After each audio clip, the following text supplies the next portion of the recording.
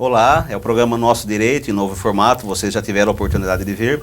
Hoje nós vamos discutir a nova lei de adoção. Eu tenho aqui nos estúdios o professor João Batista Galhardo Júnior, que é professor do curso de Direito aqui da Uniara, e o juiz de Direito Marco Aurélio Bortolin, que é professor da cadeira de Direito da Criança e do Adolescente do curso de Direito aqui da Uniara. Olá, Galhardo, tudo bem? Olá, Gustavo, tudo bem? Hoje nós vamos tratar desse tema importante, que é a adoção, até porque o Congresso Nacional aprovou uma nova legislação sobre adoção. Embora, é importante ressaltar, essa legislação ainda não está sancionada pelo presidente da República, mas acreditamos que deva sim ocorrer algumas modificações. E o professor Marco Aurélio é o titular da cadeira de Direito da Criança e do Adolescente aqui do curso de Direito da Uniara, e eu pergunto ao professor Marco Aurélio, a proposta dessa legislação, na verdade, foi tentar reduzir o número de crianças que vivem em instituições no nosso país, que é um número significativo. Eu queria que o senhor comentasse um pouquinho sobre essa nova proposta, caso ela venha a ser sancionada, então, se ela realmente contribuirá com esta finalidade. Obrigado pela presença aqui no programa. Eu que agradeço, professor Galhardo. Veja bem, esse projeto tramita no Congresso há algum tempo, teve origem nos trabalhos da parlamentar Patrícia Saboia. No Senado foi relator o senador por São Paulo, Luiz Mercadante, e é uma lei de grande fôlego. Ela vem atualizar os dispositivos do Estatuto da Criança e do Adolescente, do Código Civil e da Lei de Reconhecimento de Paternidade. Ela tem 7 artigos, mas o 3º artigo, que altera a redação do Estatuto da Criança e do Adolescente, é muito extenso. Ele vai desde o direito ao nascimento seguro da criança, até mesmo a formação e a preparação da justiça, da infância e da juventude, com os processos, com os cadastros para pretendentes de adoção, com os mecanismos de caracterização da família natural e substituta, enfim. É muito extensa, muito importante, tem um conteúdo extremamente relevante e, sem dúvida, professor, foi muito significativo nos debates do Congresso Nacional, que eu tive a oportunidade de verificar alguns pela internet, o destaque que os parlamentares davam para essa questão. Da criança abrigada. Da criança abrigada, do tempo de abrigamento e da discrepância entre o número de pretendentes inscritos, que é muito maior, do que o número de crianças hoje aptas a serem adotadas. E apesar de muitas pessoas, então, inscritas como pretendentes à adoção, percebe-se que esse número de crianças abrigadas não se modifica, às vezes até aumenta. Sem dúvida. Há uma crescente discrepância entre o número de pessoas que chegam às varas da infância para se cadastrar visando futura adoção e a manutenção das crianças e adolescentes por anos em abrigos aguardando eventual inserção em família substituta. E o senhor imagina, professor Marco Aurélio, que essa proposta do legislador, caso ela realmente entre em vigor, possa colaborar de alguma forma com a redução e por quê? Bem, a lei, ela visivelmente traz um reforço do símbolo que a divisão entre família natural e família substituta foi inaugurada com o Estatuto da Criança em 1990. O ECA, ele surgiu numa época em que nós tínhamos ainda um código civil de 1916. Muito antigo. Com Constituição recente, né? Recém-promulgada. Em 1990 nós tínhamos ainda que maturar a aplicação da nova Carta de 88. Agora, passado mais de década e meia, nós temos o ambiente seguro para qualificar essas inovações que o Estatuto da Criança e do Adolescente trouxe em 1990. Então, hoje, nós notamos no texto que foi encaminhado à sanção do presidente da República, o quê? Uma preparação melhor da família natural na lei, o conceito de família extensa, a primazia, o reforço dogmático do direito da criança e do adolescente em se manter, via estrutura de direito à convivência familiar e comunitária, a criança no seio de sua família natural e agora família extensa. Sendo que a adoção agora é claramente estampada como uma terceira via.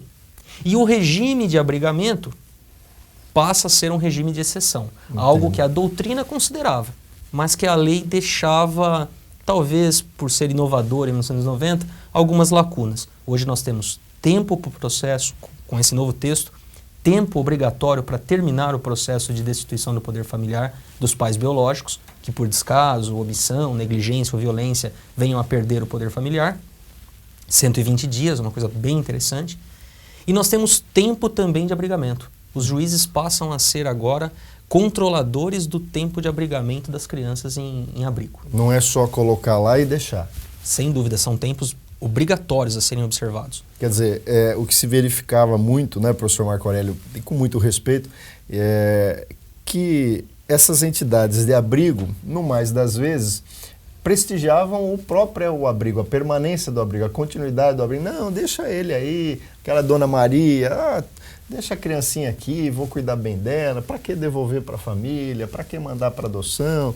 Enfim, criou-se essa cultura no Brasil, né? E hoje isso já não é mais salutar, né? O legislador de 90, ele criou uma sistemática, apostando que seria suficiente. Mas nós nos deparamos com a seguinte realidade.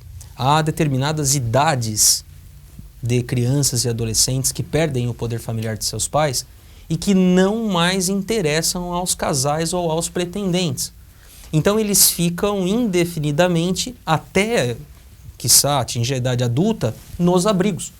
Mas o direito que essas crianças e adolescentes têm é de viver em família natural ou em família substituta, em entidade familiar. Então o que nós temos agora? Nós temos uma situação em que a lei obriga a se dar um resultado a esse sistema de abrigamento. A cada 6 meses, o abrigamento da criança ou adolescente terá que ser fundamentado por que ele vai continuar a cada 6 meses e não mais poderá passar de 2 anos. Ao final de 2 anos, deverá o Ministério Público e a Justiça dar uma solução. Ou ele volta para a família, ou alguém da família extensa é encontrado, ou ele vai para a adoção. Perfeito.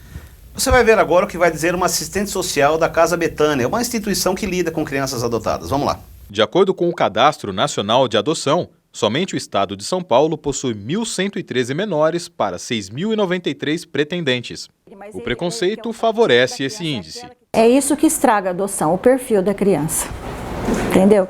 Porque às vezes a gente tem muitas reclamações, pessoas que telefonam, ou que até mesmo vêm aqui, puxa vida, mas é uma burocracia aquele fórum, faz tantos anos que eu estou lá na fila aguardando uma adoção. Então essa pessoa eu trago para dentro, eu faço questão. Eu trago para dentro, eu sento aqui, eu falo, nossa, por que será que faz tanto tempo que você está nessa fila? Aí eles falam um monte de coisa, e falam mal do juiz, e falam mal da assistente social, e falam mal de todo o procedimento. E eu espero a pessoa fazer a sua reclamação. E aí depois eu vou falar para ela o porquê que ela está por todo aquele tempo na fila. Por quê? Quando ela fez o seu cadastro, a assistente social tem por obrigação de perguntar se ele tem um perfil para essa criança, né? E aí onde eles falam assim, eu gostaria que se parecesse com a família, que tivesse cabelos loiros, que tivesse olho claro, para poder ficar parecido com a família, para ele nunca saber que ele é adotado. Então, isso daí é uma criança por encomenda, a gente chama, né? Uma criança que foi encomendada. É difícil acontecer. Então, não vai acontecer. Então, vai acontecer de cada 10, 15 anos. E ele vai ficar de cada 10, 15 anos esperando nessa fila? Então, eu penso assim, uma coisa particular minha, tá? Eu que estou no dia a dia com as crianças, que eu amo todas do mesmo modo. Nós não fazemos diferença com nenhuma, desde a negra, a branca, qualquer tipo, a doente, a que não é doente, a mais peralta, a que é quietinha, nós não temos distinção aqui. A gente ama igualzinho. Então a gente fica revoltado quando uma pessoa fala o tipo de criança que ela quer adotar. Esse que é o pior. Porque a pessoa que deseja adotar, que isso vem de dentro dela, que ela quer adotar, não importa. Se é negro, se é branco, se é recém-nascido, se tem 2 anos, se tem 5 anos ou se tem 10 anos. Não importa. Ela simplesmente quer ter um filho adotivo. Então é uma coisa que vem do coração. Tá? A pessoa que quer adotar, ela simplesmente quer adotar. Ela não escolhe para adotar. Bom, é isso aí. Então, professor. Olha, professor Marco Aurélio, o que se verifica até com a fala dessa assistente social é que também há uma cultura no Brasil de que os pretendentes à adoção querem só crianças de idade menor, recém-nascidas, etc. Isso também precisava mudar, né, professor? Para os profissionais da área, juízes, promotores, advogados, assistentes sociais, psicólogos, nós sabemos que há claramente uma preferência arraigada no seio da população de crianças recém-nascidas. Quando surge o problema da família natural, em que os pais são afastados por violência sexual, por consumo de drogas, por descaso, abandono, e as crianças já estão numa fase em que falam, se conhecem, conhecem a sua realidade, a sua identidade, essas crianças são literalmente abandonadas e a justiça fica com estas crianças ou adolescentes em abrigos. E o que tem sido verdadeiramente enfrentado pelos juízes e promotores é a única alternativa à adoção internacional. Entendo, quer dizer, já que o casal brasileiro ou o pretendente brasileiro não tem o interesse, acaba tendo que partir para a adoção internacional, porque pretendentes estrangeiros são mais abertos para adotar crianças de maior idade. Sem dúvida, professor. Sem dúvida. E aí, infelizmente, a criança quebra o vínculo com o seu país, né? Essa realidade realmente deveria ser modificada. Trabalhar mais aos casais interessados em adoção, a chamada adoção tardia, né? Valorizar a adoção tardia, perceber que, na verdade, a adoção tardia, ela também traz a realização para a criança, para os adotantes, assim como se fosse uma criança recém-nascida, né? Sem dúvida, e inclusive há o problema que envolve a separação de irmãos. Ah, e isso também a lei nova aborda, professor? Aborda. Ela estabelece como prioritária a conservação dos vínculos entre irmãos. A adoção agora de crianças que guardam um vínculo de parentesco colateral devem ser adotadas em conjunto.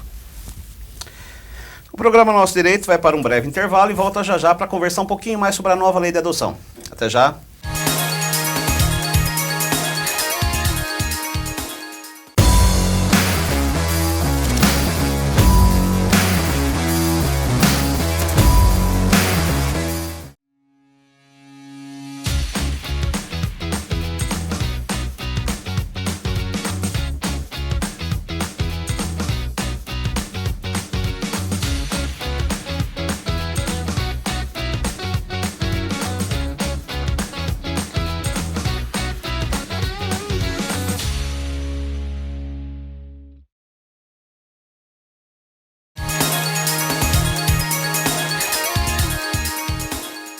O programa Nosso Direito de hoje recebe o juiz de Direito Marco Aurélio Bortolin, que também é titular da cadeira de Direito da Criança e do Adolescente do curso de Direito da Uniara, e o professor João Batista Galhardo Júnior aqui nos nossos estúdios. E aí, professor, o que a gente vai falar agora? Olha, eu acho que essa nova lei de adoção, ela tem essa proposta também de valorizar a origem da criança, né, professor Marco Aurélio? Como é que foi pensado no projeto que a criança que é adotada pode ou não pode conhecer da sua origem? Professor, a lei ela é digna de aplausos mesmo, me parece, porque ela respeita a principiologia já existente. Ela aborda a estrutura do direito da criança e do adolescente através das regras básicas estabelecidas no Estatuto e apresenta um aprimoramento desses instrumentos. Por exemplo, o direito da criança e do adolescente sempre firmou que o direito à convivência familiar deveria se dar através da família natural, depois por família substituta. A lei, então, esse projeto novo, ele pega essa ideia da família natural e tenta consolidar a existência da família natural. Através do quê? Através do aprimoramento dos dispositivos já existentes.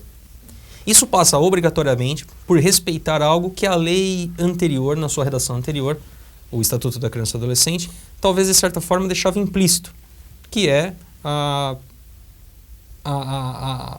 importância da família extensa, dos avós, dos tios, dos irmãos, dos primos. Padrinho, madrinha. Padrinhos, madrinhas, antes mesmo de pensarmos numa adoção por quem não tem vínculo com a criança. A criança tem, lógico, uma identidade a ser preservada.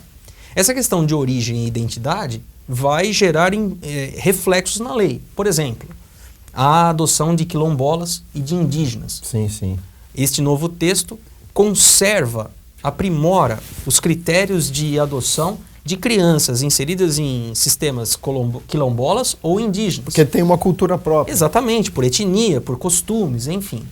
Fora desses nichos tão peculiares, nos centros urbanos ou nas cidades em geral, o que a lei busca? busca reconhecer o direito de identidade, de personalidade. Então, hoje nós temos no novo texto claramente a preocupação em que o adotado possa conhecer a origem, a sua origem biológica, a existência e toda a extensão do processo, obriga que o Poder Judiciário conserve, por microfilme ou por qualquer outro sistema, o processo inteiramente conservado. Os laudos técnicos. Os laudos técnicos e mais, professor Galhardo. Permite, inclusive, me pareceu, até sob aspecto registrário, algo muito importante, permite, inclusive, que este adotado tenha um novo registro de nascimento no local em que vive o seu pai e mãe por adoção. Então nós temos respeito à origem, questão do nome, o adotado agora ele pode opinar se ele quer mudar o seu prenome ou não, não é uma questão apenas dos adotantes e do juiz. Ele deve ser ouvido. Ele deve ser ouvido, inclusive se quer alterar o seu nome, se quer ter um registro no local em que moram os pais por adoção. E depois de 18 anos, ele terá total direito de conhecer toda a sua origem biológica, de onde veio, quem são seus pais biológicos, etc.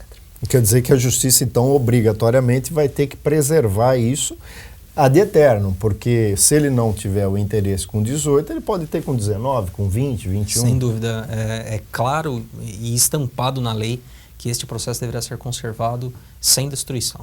Agora, eu tenho uma pergunta, doutor Marco Aurélio. O senhor disse que a criança tem que ser ouvida, o adotado tem que ser ouvido. Mas a partir de que idade ele pode ser ouvido? Se a criança tiver 3, 4 anos?